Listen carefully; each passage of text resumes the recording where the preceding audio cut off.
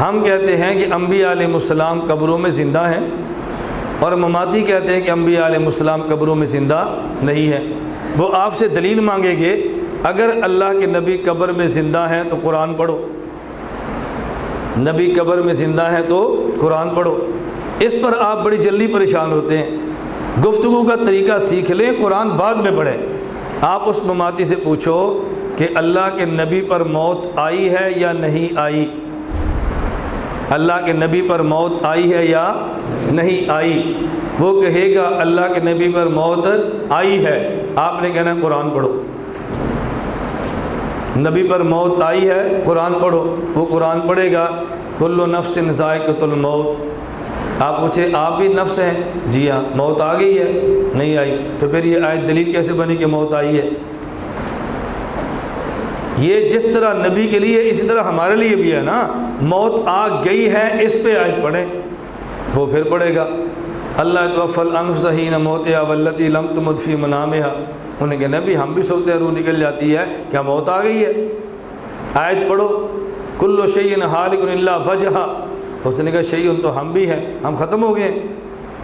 کل من علیہا فان، وہ جی کلن میں ہم بھی داخل ہیں، ہم فنا ہو گئے۔ انک میت، اسے کو جب یہ آیت اتری حضور زندہ تھے؟ وہ جی ہاں۔ تو اس سے ثابت کیسے کہ موت آ گئی ہے؟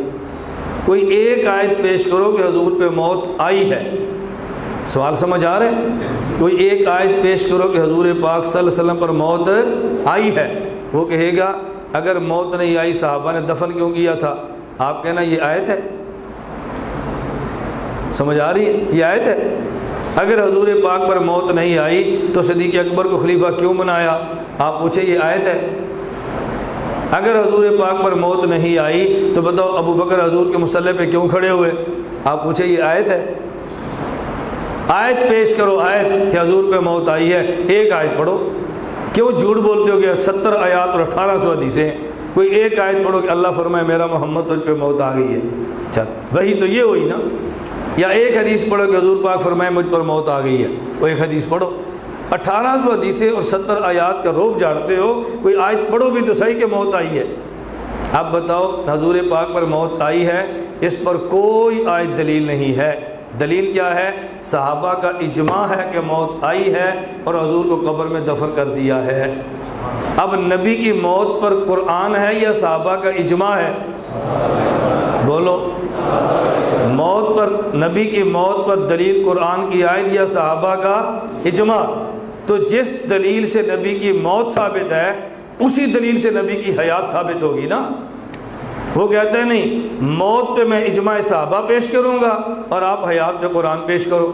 ہم کہتے ہیں جس دلیل سے موت ثابت اسی دلیل سے حیات ثابت ہے۔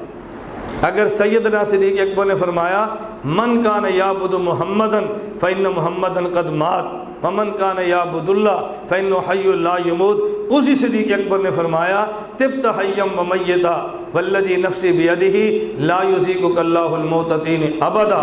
جس خدا نے ایک موت آپ کو دی ہے قبر میں دوسری موت نہیں دے گا۔ اگر پہلی حدیث سیدنا صدیق اکبر کی خطبے والے جملے پہ صحابہ سارے جمع ہیں تو صدیق کے جملے پر بھی سارے صحابہ جمع ہیں۔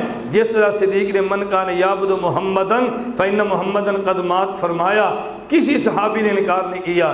تو والذی نفسی بیدہ لا یذیقک اللہ الموتتین فرمایا اور کسی صحابی نے انکار نہیں کیا۔